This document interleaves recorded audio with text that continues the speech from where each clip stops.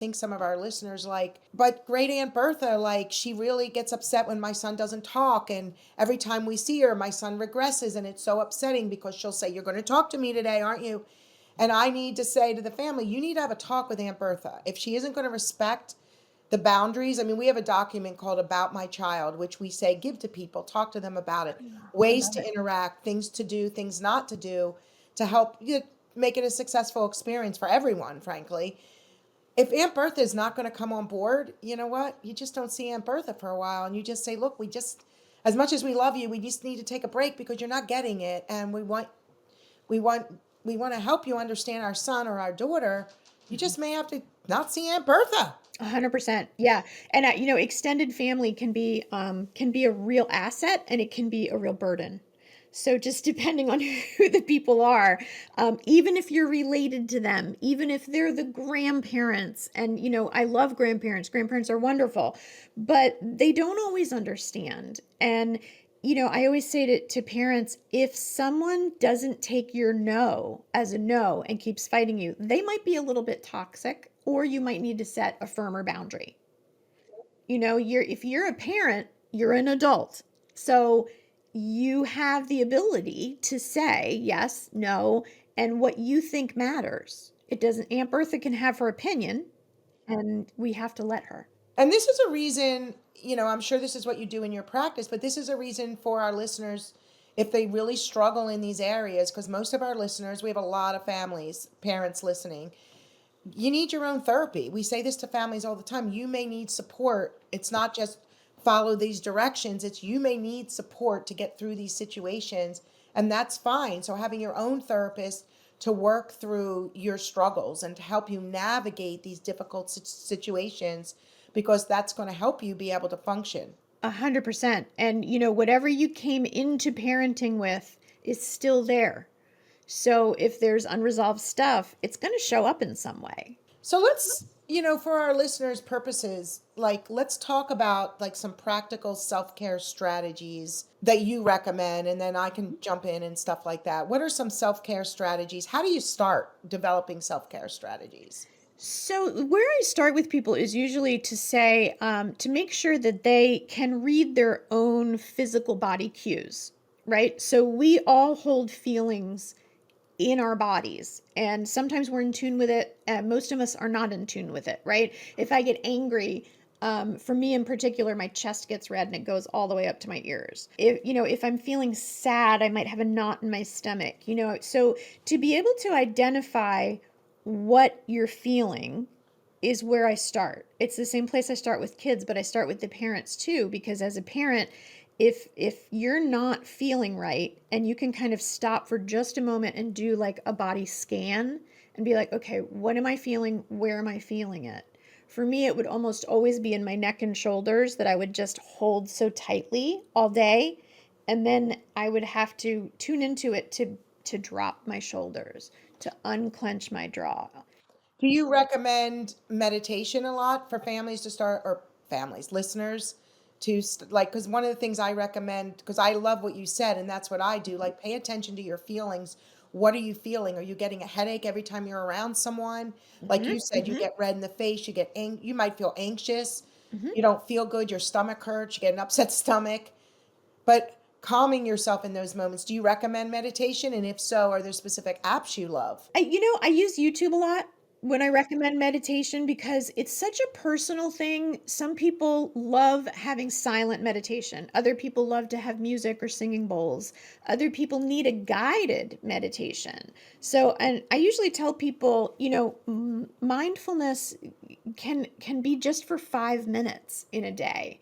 It can be woven into the things that you're already doing, but it's a matter of shifting perspective, right? And I know this is hard. Believe me, I know that I have a kiddo that I have to make sure doesn't, get too far away from me because he could go, running down the street. He doesn't really know how to keep himself safe all the time. So, these moments can be fleeting, but I start with my patients with, okay, if you're in the car, this is the best place to start mindfulness, right? How often do we drive somewhere and not pay any attention to what's going on? Just being really intentional. What do I want to listen to? Now, sometimes we don't have a choice, right? Because the kid in the back seat needs to listen to their thing over and over and over, or whatever it is. But just being aware of the temperature, the sensory stuff, right? I do an exercise every time I get in my car where I take a big breath. Breathing, we forget how to breathe, right? Take a Yeah. big breath in like you're filling up a balloon through your nose and then blowing it out your mouth like you're blowing through a straw. It immediately brings your heart rate down. Yep.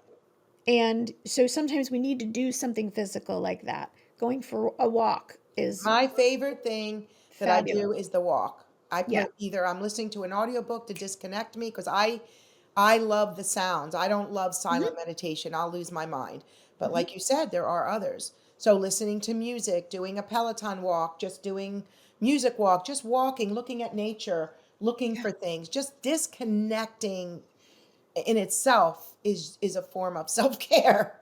100%. Because if you don't, your brain's going to do it for you. Yeah, you're right. You're going to shut down. And you feel it. Like, we're adults. We can figure out, you know what? I know how much I can deal with in a day. I know how many patients I can see. I know how many times I can socialize in a week. I know what I need to do. But kids don't know that. So they will act out behaviorally. And Yes. so one of the difficulties our kids have is, as you know, emotional dysregulation. So Hmm. one of my favorite things to do is I say to families, I need you to journal when they are having this dysregulation, the difficult, challenging behaviors. What happened right before? Are they hungry? Are they tired? Are they overstimulated? Understimulated? Are they frustrated by something? Is sensory? What preceded that dysregulation, that difficult, frustrating behavior that you're trying to tell them to stop doing without realizing, hey, this was an easy fix. They need a snack at 3 o'clock. Or, you know what? The mower is out there really loud and the child's like overwhelmed and they can't focus on what you're asking them to do and they melt down. Like there's a Hmm. number of things, but parents like focusing in on that, the same with themselves, right? Having that way of knowing what I can and can't do. So I think it's important for our listeners. We're talking about self care, but one of the reasons we need self care is to be able to help these kids manage their difficulties, their emotional dysregulation. You're always on cue for. Oh, 100%. Yes. And if we can't identify for ourselves how we regulate, then Right. we can't Exactly. begin to help them.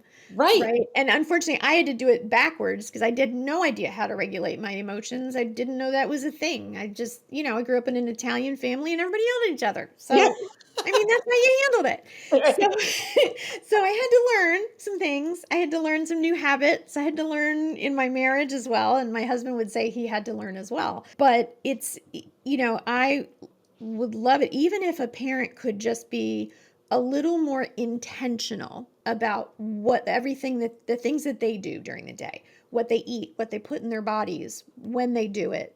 Just that there's a whole intuitive eating, idea now, which I've really enjoyed looking into because it talks about knowing your signals in your body, knowing when you're actually hungry or when you're bored, and things like that. But most of us don't know how to do that. Yeah, no, that's a good idea because sometimes when people are self-care, they're either not eating, like you said, like they're emotionally dysregulated themselves. They either don't eat or they eat. Yes, yes. So having a plan, right? If we can anticipate something, we can plan for it.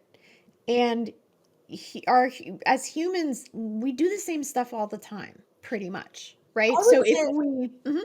no, absolutely. And one of the things that I think about is like you mentioned meditation, and I don't want to forget is I like the box breathing Oh that yes, you basically are talking about when you get in the car, where it's like you breathe in, you hold for 4 seconds, you let out for 4 seconds, you breathe in for four.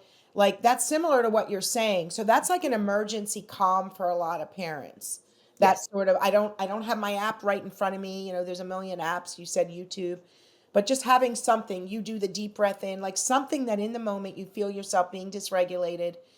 The box breathing is a really good tool that I've taught families. I use box breathing when there's a lot going on. I'm like, okay, calm yourself. So that's one thing. I like the fact that you talked about like your like almost like daily routines, right? That's kind of what you're talking about.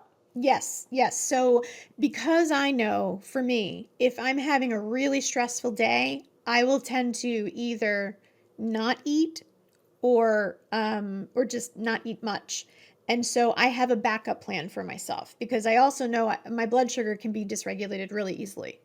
So because I know this about myself, I have a plan. I always have a smoothie, like a prepackaged smoothie in my refrigerator at work, so that in the event that I can't eat something, can't stomach it What or smoothie? whatever, Do you make it or do you buy it? I just buy it. What is it? I do different ones. I do the naked smoothies sometimes. I try to get them that don't have sugar and things like that, that have fruits and vegetables in them, but just something that I know that I can ingest to raise my blood sugar, to give me some nutrition. I mean, nutrition's so incredibly important. You know that. Yeah, no, for sure. And I think you're right. Parents can go like a whole day and realize I haven't eaten because I've been so busy doing everything. Yeah. Having that like emergency pack of like a meat stick or a turkey stick, or having Yes. hard-boiled eggs around, or in work, like we have a refrigerator that all of our staff have like their stuff to grab. But I like the smoothie. They have those prepackaged smoothies like Core Power, although I'm hearing maybe like certain ones obviously are going to be better for others. And then Right. there's one that I like called Kachava, which Uh-huh. is like this mix, and it comes in different flavors, and you make it at home, you can bring it in. But having those quick drinks, even for the Yeah. kids, because a lot of our Yeah. kids, they're hungry, they can't express it, having these quick things to give them to bring their sugar back up. Oh, yeah. It's amazing how many parents don't think about blood sugar, and it being, even if your child doesn't have blood sugar issues per se, if they haven't eaten for a while, their brain isn't going to be working on all cylinders. And some of our kids don't eat in school well, right? They have eating issues, the social anxiety component, the sensory component.